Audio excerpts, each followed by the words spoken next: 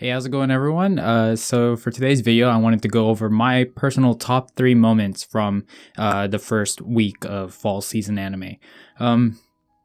It's kind of weird because it's kind of like a mid-week kind of thing, like half week, because it started from Wednesday. And funnily enough, I think 2 of my picks are from Wednesday's airing. So this is just something I kind of just want to do every week and just kind of put out my thoughts about like basically how the season is going so far. So to start things off, my first pick has to go to ORESUKI, or Are You the Only One Who Loves Me? I think I can speak for, I guess, a good majority of people who thought that it would just be like the typical rom-com stuff. I mean, he had the childhood friend, he had some like a higher, is she older? I can't remember already. Cosmo Senpai, was it Senpai? So then yeah, a year older. In the student council, and you would think that there'd be like this love triangle thing happening, or maybe it would develop into like a harem, but just the whole build up to that very end when it kind of reveals Joro's real character. Personally, I've read the manga, and just that was revealed a lot more early on in it. So I think the anime did, I guess, made a good decision by trying to hide all that up until the very end, because I think personally it just made it so much more, I guess, surprising. I mean, given that I've read it, but like more shocking and more, I guess, satisfying in showing how these characters truly are. Is especially with the confession scenes between Cosmos, the childhood friend, I forgot her name.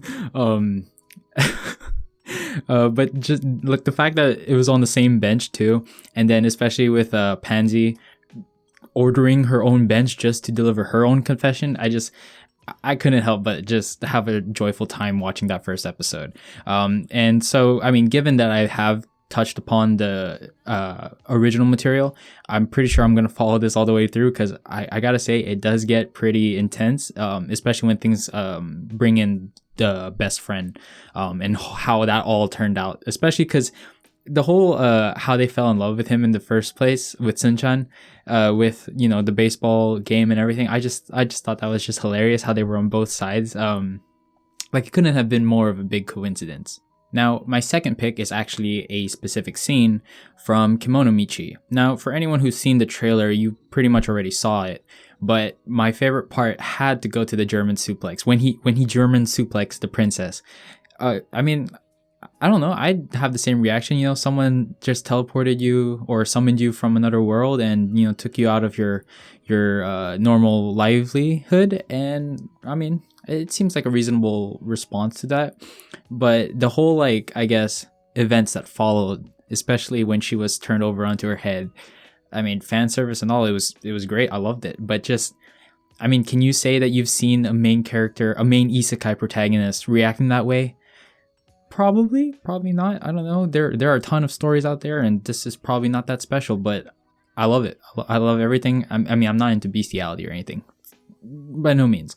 But the story, as weird as it might seem, maybe as disturbing as it might seem, I mean, it made a big impression right there. And then my number 1 top pick has to go, hands down, to Aki Toyosaki's voice work in the first episode of The Hero is Overpowered but Overly Cautious. Now, given isekai, everyone has their reserved opinions about it, but I mean, without a doubt, there is a lot of it. And especially with a title of the hero being overly cautious, you would think it'd be kind of underwhelming, which in a sense, the main character is, but just the whole beginning throughout the entire end of the episode.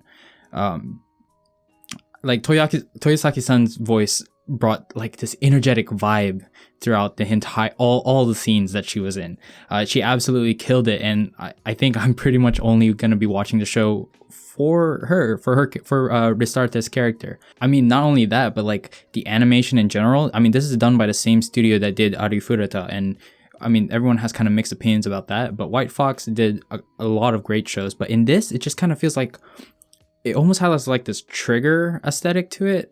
If you look at some Trigger's anime and then you just look back at this, it kind of seems similar. Maybe that's just me. You could absolutely disagree. But you put that kind of animation style with, I guess, Aki Toyosaki, and you've got a combo that will keep me watching. There were a couple times throughout the episode where she had like these English lines, and the way she just delivered it was absolutely, I loved it. It was just hilarious listening to her. And I mean, I was introduced through her through K-On, and then seeing how that like sweet, innocent young girl trying to join a band, and then you see this kind of jump, at least for me personally, into this like kind of conceited goddess. I don't know. It's just like a bizarre twist in my head for that to happen.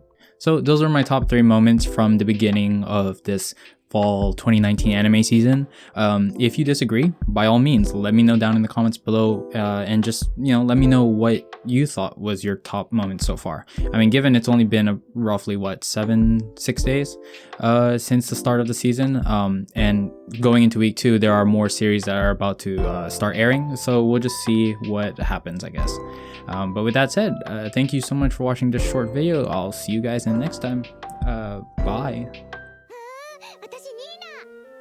Lolly.